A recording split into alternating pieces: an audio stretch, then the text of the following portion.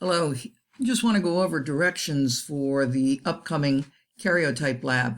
Notice I have the lab instructions directly posted on the screen. And this is what we went through the last day that we were together in class. And what I had you do was, number one, take that squash sheet that was numbered somewhere between 1 and 10, and to count the number of chromosomes on your individual squash. So you're either going to have 45, 46, or 47 chromosomes. If you have 45, you will be missing one of the X chromosomes. If you have 47, you could have any number of variations where we have non-disjunction occurring. In other words, you're going to have a triplet of one of the chromosome numbers. And I'll go over that when I get to the chart. If you have 46, you're either going to have a normal male or a normal female. And again, that'll be on chart 12-2, which we'll go over in just a minute.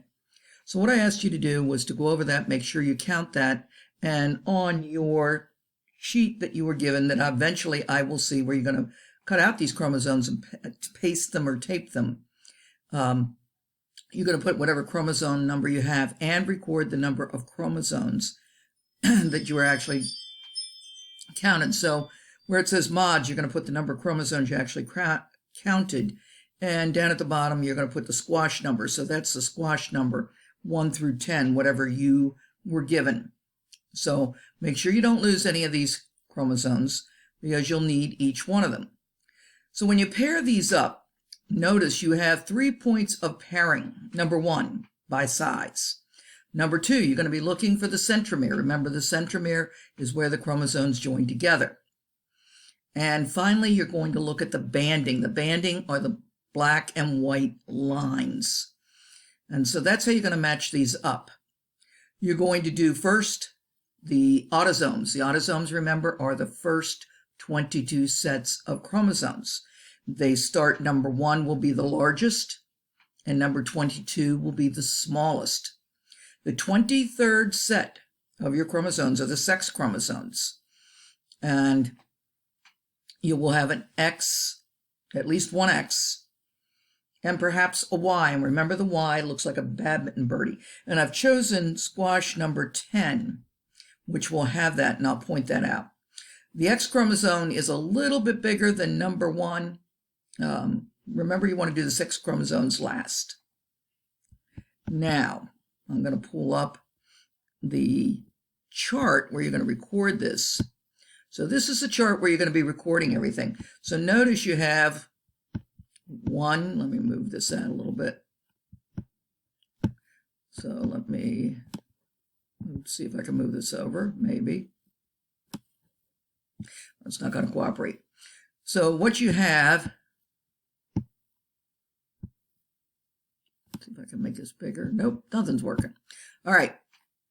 You notice 1, 2, 3, so you're going to have 2 chromosomes that are going to fit in each slot. They need to match, again, by size, by centromere, and by banding. So there's pair 1, pair 2, pair 3, pair 4, pair 5, and so on. And they will continue to get smaller all the way till you get here, to chromosome number 22. And then you'll have your X chromosomes. So there'll be an X and perhaps a Y. Notice down here, you should be placing what the squash number is, and up here you're going to tell me how many chromosomes you found originally.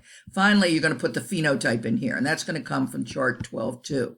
So let's get rid of this and bring up, where do I want to go? Let's look at chart 12-2. So in chart 12-2, what you're going to see is that in 12-2, you have the phenotype here, with the matching karyotype, and it tells you the number of chromosomes. So here we have a normal male. Next one down is normal female. It's XX. All right, and 46. Klinefelter's male, XXY, so you're going to have 2 X's and a Y. It'll be 47, 47 for the XYY male. Turner's female is going to have 45 chromosomes. It's the only one that's going to have 45. You could have a super female, which is 3 X's. Or you could have a Patau's male or female with 3 copies of 13, Edwards female which is going to have 3 copies of chromosome 18, and a Downs male, and it could be a female, with 3 copies of number 21. Let's see if I can reduce that. Good. Now, let's look at the chromosome squash itself. Here I have squash number 10, and some of you guys may have squash number 10. Take a look at this one. It's a little bit different than all the others. That's the Y chromosome.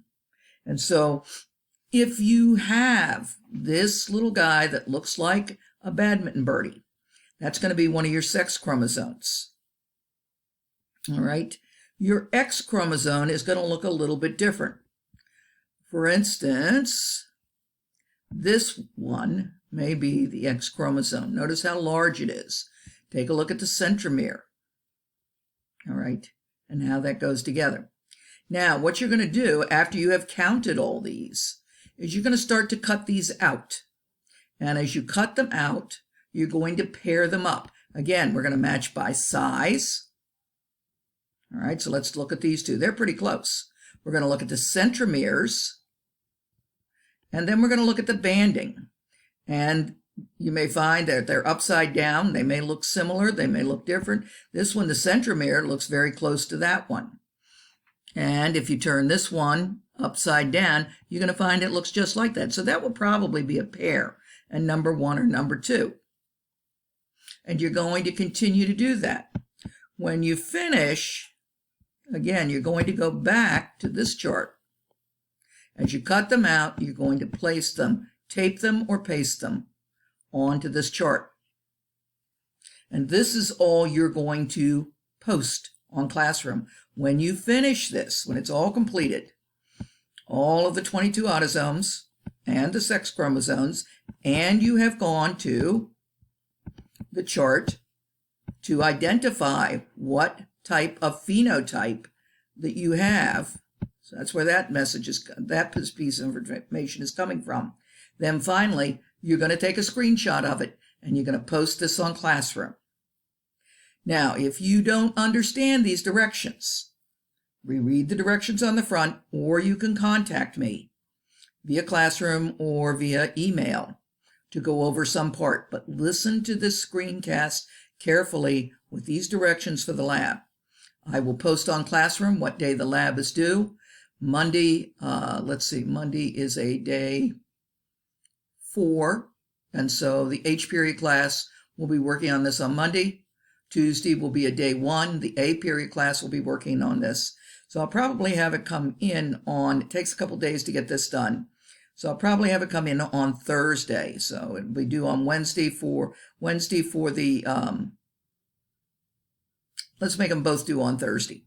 We'll do that and make this very simple. So this will be due on Thursday.